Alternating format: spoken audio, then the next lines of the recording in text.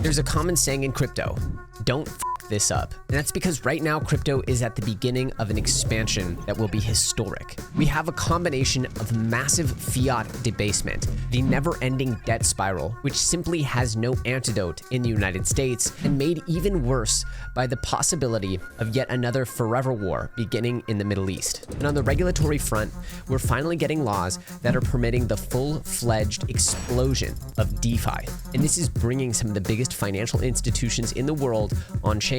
You don't get a second chance at this to go back in time and to front run the next legal expansion of Bitcoin. Many people wish they could go back to the beginning of the ETF and put their entire net worth into Bitcoin. Well, that same moment is happening right now with DeFi, and you can get ahead of it. What we're looking at is very much so a once-in-a-lifetime opportunity, and that does not mean that there won't be peaks and valleys. That does not mean that there won't be highs and lows. That does not mean that the market can't reprice down very quickly in a matter of days or weeks. But over the coming months and years, the people who understand the power of this trend will front-run one of the biggest expansions and wealth-generating events in the history of financial markets. That's my strong belief and why I always talk about the super cycle, which I genuinely believe we are in the midst of right now.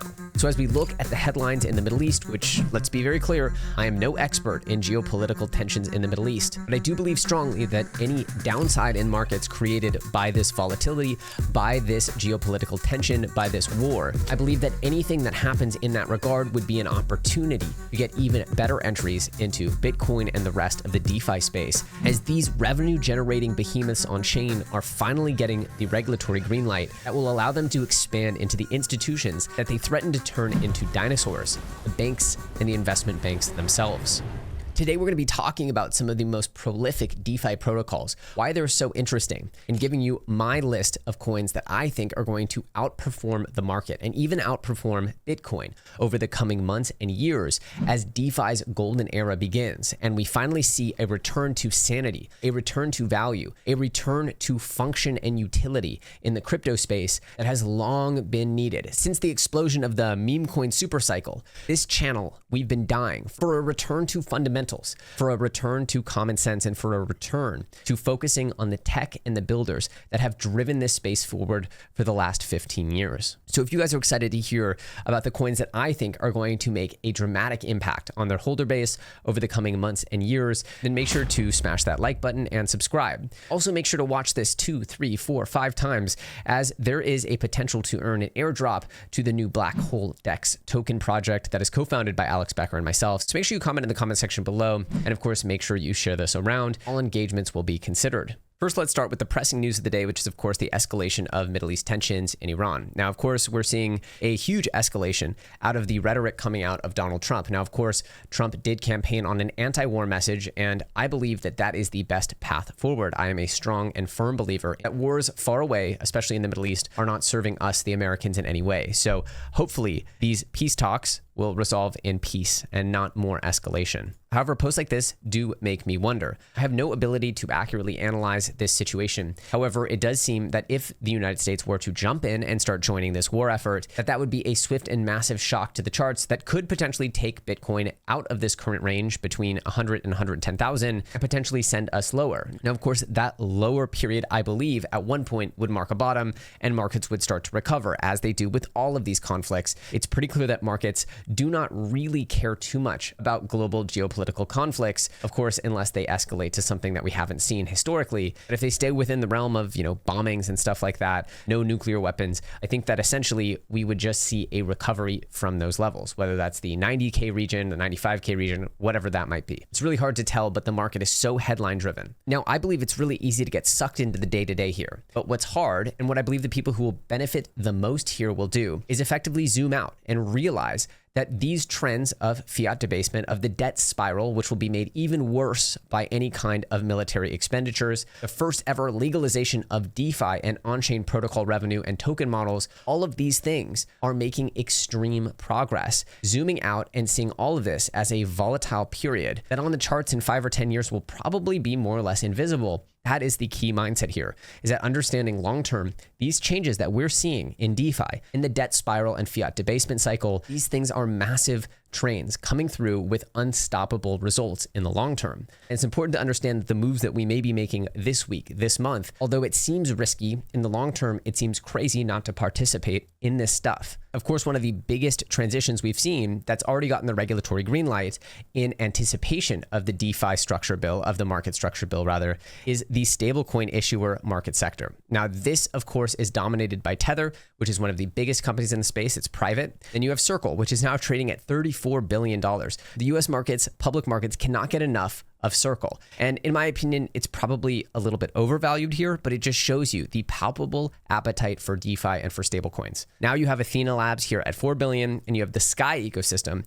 which we're going to talk about here right now. So Sky is the V2 of the MakerDAO ecosystem. Now Maker was the original DeFi behemoth that effectively allowed you to mint DAI, the stablecoin DAI, and you would do so by tying up Ethereum. So now you can trade or stake USDS, which is their new stablecoin, and you can earn rewards like Sky tokens or extra USDS, and this is their evolution. And one of the biggest catalysts for this ecosystem is going live shortly, which is actually this SPK, or the Spark DeFi protocol. Now, as Taiki says here, if SPK moons, so will Maker. To farm SPK, one must stake USDS, which demand for USDS will moon stablecoin supply and profits. So effectively, this is part of the flywheel, as you would say, in this particular ecosystem. And you've just seen Spark, or SPK, which is the kickoff here, just announced their token generation event, which is going to be June 17th at 8 a.m. UTC. Again, it's these type of stablecoin related on-chain DeFi behemoths that have been battle tested, working and producing profits for years.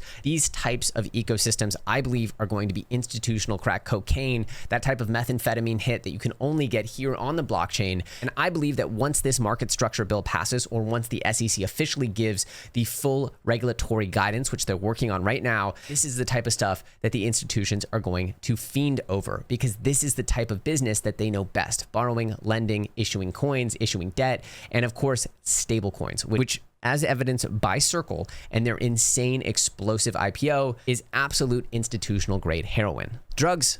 That's all we want, is drugs for Wall Street. Sadly, there's no more Quaaludes, so we got to stick with Sky. We got to stick with Sky. Staying on theme here, next we have Athena Labs. Again, we've talked about Athena and Pendle a lot. Athena is actually, as you can see here, really at the low end of its range. So if this trade thesis plays out, in my opinion, obviously you don't want to see charts like this. You never want to see really weak charts like this. This is unfortunately not strength in the chart. But if you can see this play out, I mean, you are looking at potentially near the range lows. And if you were going to trade this, you'd want to see this effectively stay above this level right here, which is the ultimate bottom of the chart. And if you were to take on a position here and take it as a trade, you could set your stop loss here. You could set your loss target right here at the low it's ever printed, which is down, what is this? It's essentially a 30% loss potential. Just back up to the December highs would be 350% gain. To the original high back in, what was this? April of 2024, you're having a 420% gain, you know, blaze it. And then of course it could go even higher. So you have significant upside for a 30% downside. That's the way I would look at this trade is, hey, look, this is part of the stablecoin narrative. This is the stuff that's going to go absolutely bananas once the actual institutional adoption happens.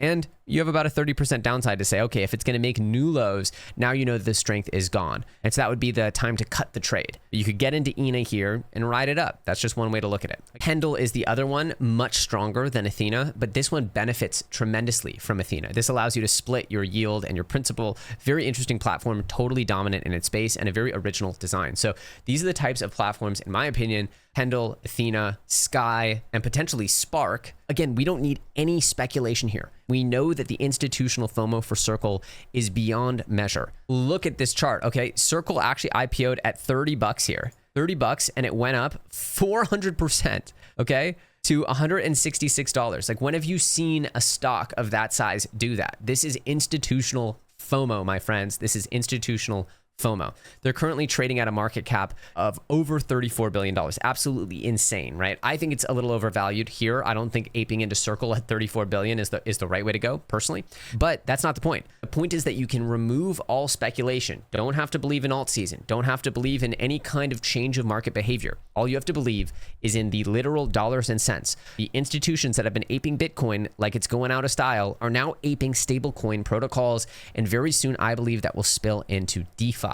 And very, very much so, it will spill into Ethereum. More on that later. So right now we're at the stage where you could completely remove any sense of speculative value creation. This is just what's happening now, the strength on the charts now, what institutions are doing right now. The same institutions that pumped Bitcoin up from 40K up to 110K with absolutely zero retail support. Well, now they're jumping into stablecoins. The very same institutions who probably knew all these pieces of legislation were coming. So now let's talk about the other DeFi giants that I think that they will pour into after they get their fill of the stablecoin narrative. And this will be coming more around the market structure bill. So if we see some crazy volatility on the charts, these are the types of protocols I will be looking to jump into with 2 feet, because these are the protocols that I think are going to be completely dominant over the next era of altcoin adoption. Again, this is just focusing on what institutions have been doing over the last few years. This is not about the attention trade, the AI tokens, the meme tokens, even the gaming tokens, all of the attention-based assets that are going to require a real retail push to go up, up, and away. I think you can look at DeFi and the stablecoin sector and anything tied to these legal changes that are going to directly pull in institutions.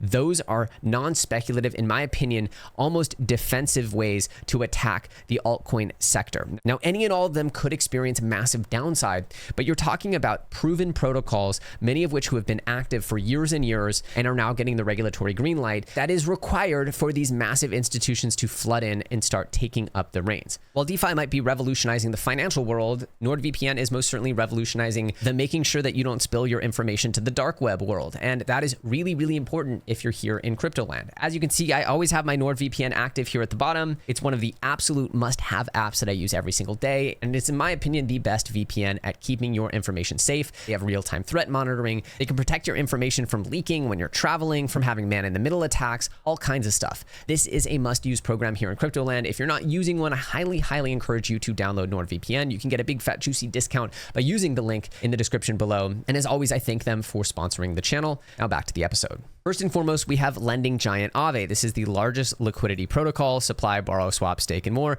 Again, they have like a do-it-all thing, but we all know them for really pioneering the flash loan, the borrowing and lending variable rate loans. This is the giant in the space. It's not the only one in the space. There's Compound, but Aave really kicked off the party. And the long-term Aave chart is just incredible. I mean, look at this. It's just a really nice slope up here, right? But it's also at 320 bucks. Not far off of its Pico Schmico top here, what is about halfway there to the Pico Schmico top of 2021, better than a lot of altcoins, certainly better than the sentiment around DeFi. And you can see it's significantly off its lows here, 650% off the lows, hit as much as 9x off the lows back in December. So these are the types of plays that you want to see with behemoths of their space now getting the regulatory green light, absolutely crushing protocol revenue. This is the type of thing that I think you can pretty comfortably start to average into here. Who cares if the token goes like this over the next few months? Just ape like crazy here is my plan, and to average in, because over the long term, something like Aave is a protocol that the institutions would want to buy into as opposed to replace, and the upside could be tremendous, right, as you get institutional adoption. Same with Pendle, and same again with Syrup, which, as you can see, this chart, the strength is no accident. We've been bringing this up to you for the last several weeks. These are these real category leaders, right? This is institutional grade Bitcoin-backed loans on chain. This is a big deal, and I think that as you've seen with the announcement with JP Morgan actually adding Bitcoin-backed loans, this is a trend that is going to accelerate, and the decentralized version of it, the dominant player in it, well, I think they're going to eat well, and I think institutions are going to want to be a part of this, right? So you want to find these protocols that are getting this regulatory green light right now that fit all these institutional narratives, stablecoins, Bitcoin-backed loans as collateral, the surrounding DeFi ecosystems, and of course, we should always talk about the kings of DeFi, which are DEXs. Now, we haven't talked about Uniswap in a while, but I think Uniswap will most likely IPO here in the not too distant future if we get this regulatory green light. It's down from, what is this? 44 bucks down at $7. This is a massive, massive discrepancy here. You have a 430% path to all-time highs, and you can see here, nice, albeit relatively new, nice strength over the last few weeks. Again, it's still super, super weak, and that's because Uniswap has really not announced anything directly to do with the token, but I believe the regulatory shift here will allow them to take this product and mostly do like a Ripple, like a full IPO, and go onto the stock market and have direct access to revenues.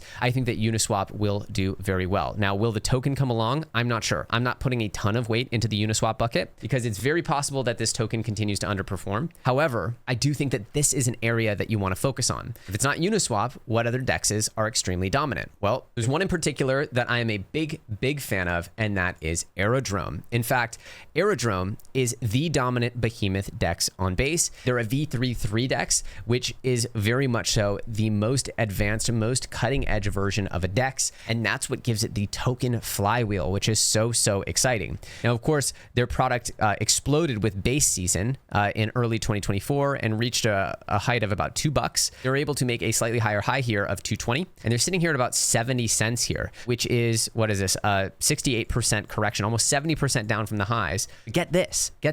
We just received the official announcement that Coinbase is directly integrating Aerodrome so that you can trade from Coinbase on chain. So all of the tokens on Aerodrome are going to be tradable on Coinbase. So all the liquidity on Coinbase's centralized product will be able to flow into Aerodrome, which is a massive step forward. What's even more interesting is we just heard that Coinbase is seeking SEC approval to offer blockchain-based stocks. And if this happens, we might assume, not for sure, but this could also be a tailwind for Aerodrome, being essentially the main liquidity on-chain hub for Coinbase centralized exchange, as well as potentially blockchain-based stocks. We don't know. Maybe there will be a separate product for that. There very well might be, but this is where the speculation comes in. I think Aerodrome is an incredibly powerful tool here. I think Aerodrome is going to be one of the biggest beneficiaries of all the legislation, all the pushes, and of course, this integration with Coinbase. V33 DEXs for the win. I happen to know about another one coming to market that I'll tell you about here in just a second. And it's Black Hole. It's the project I co-founded with Becker.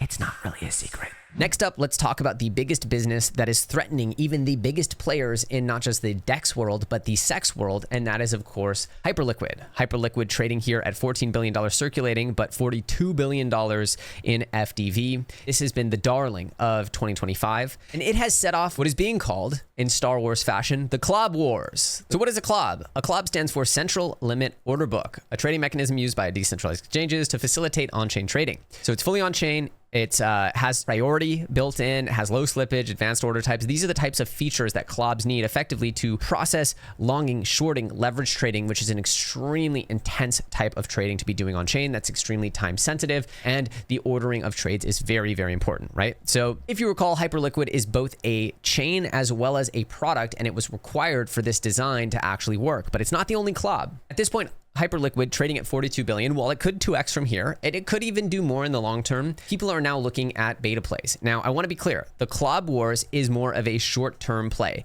because of the institutional FOMO for something like Hyperliquid, which makes so much money on chain, it's almost scary. Well, looking at Hyperliquid, obviously, we're going to be looking at what other copycats or what other potential challengers have the ability to take market share. Lighter is one that pops out. This is one that's backed by AI16Z, but you have a lot of these. You have ones on Monad, ones on Say, ones on Rise, ones on Mega ETH, ones on Solana, like Bullet, Fuel Network, which is not only its own in-house Clob, but it's got this Fuel VM rollup where they share fees with token holders. Very interesting one. We'll talk about Fuel a little bit later in this episode because it's a revenue on-chain play as well as a chain. I think those are interesting places to be. There's also Dexalot on AVAX, which is a perps sort of Clob as well. As you can see, all of these are potential targets. I did agree with this take by Agent Chud here, which is formerly Crypto Messiah, who has made appearances on my channel way back in the day, obviously via tweet. He said, IMO Hyperliquid is a fluke and will never happen again. Sexes are better suited for perps. Perps will exist on chain, but they won't dominate. That said, the Clob Wars are real, and I think the winners are those who figure out how to make Clobs as accessible and as composable as AMMs. Without knowing what all that means, just know, essentially, while Hyperliquid has dominated, it doesn't mean that every single Clob is going to take off and be worth quadrillions of dollars. But what's crazy is CoinMarketCap, which is owned by Binance, added this CMC launch, and the first thing that they've ever done is Aster, which is effectively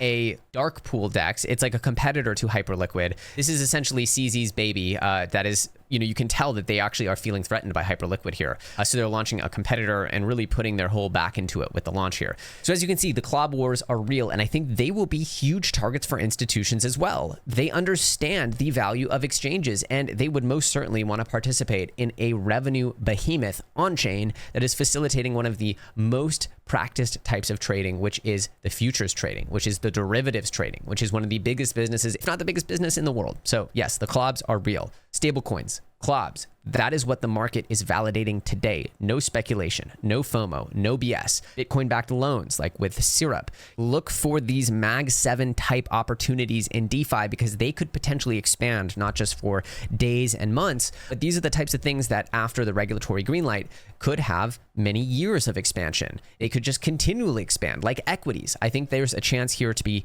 getting yourself into the early movers that stick into what would be the upper echelon of elite altcoins. Again, this is early days, and I bring you this type of news because I think it's super important to understand how big of a deal these changes are, how potentially massive these protocols can get with institutional adoption. Remember, they have all the money. Next, these are some lower cap ones, so objectively a lot more risk, but I'm just going to rattle them off here just so you see what's on my radar. We have liquidity, which is allowing you to borrow against your ETH in liquid stablecoins. You have yield basis, which is really interesting. It's a new type of AMM design by the Curve Finance founder. Again, Curve was meant to be on my list, the stablecoin DEX. Curve DAO, that is absolutely one that I want on my more blue chip list. But the founder, Michael Igorov, has this new project, Yield Basis, which he allows essentially people to deposit Bitcoin and to benefit from Bitcoin's volatility with automatic yield generation in Bitcoin. And they're estimating this yield to be around 10%. This is very experimental and new. As you can see, it's this complex math equation. It's attracted a good amount of attention. I am an investor, full disclosure. And it's just an interesting design where if this works out, I could see a lot of Bitcoin capital coming in to gain access to this yield. It's a very interesting design, something to have on your radar. Now, all that being said, of course, we are coming up on the eve of the launch of Black Hole. Black Hole has had an incredibly successful testnet. It will be launching on Avalanche. We've already seen the design of Aerodrome, which has attracted a full integration by Coinbase. I believe, and my team believes, that the design of Black Hole is at parity and in some ways more advanced than Aerodrome. And I believe that where this product will be in the next 3 to 6 months will be way more advanced. So I'm extremely proud of the tech side of Black Hole, and I'm even more excited by the timing of Black Hole. No, we didn't plan to have the world pivot back to DeFi just as we were launching a DeFi protocol, which will of course benefit super holders directly in the form of an airdrop that will be given to stakers. It will also benefit super holders long-term in the form of protocol fees or a portion of them being used for super buybacks. So super will effectively not only become this insane gaming token, it will be the only one that truly benefits from a robust DeFi ecosystem. That is a symbiotic economy developing, something very, very exciting. I want to be clear, it's not too late to engage and to potentially earn yourself a hefty allocation to the Black Hole protocol simply by spreading the good news, by sharing these videos, by subscribing, liking, by of course commenting and engaging on Twitter. Make sure that you're following with the bell notification on Twitter if you're not already. This has been a bit of a longer video. I hope you guys enjoyed it. Diving in finally to some technology that is changing the way the world works, that is getting adopted, and that could make you rich. That is the holy trifecta that we look for here in crypto. I don't really care about poop memes or whatever the heck's going on. I'm here for the tech, for the progress, to build cool shit and to change the world. And that's what we're going to do one more time again. If you guys like this video, make sure to check out this one popping up right here, and I'll see you very soon in the next episode.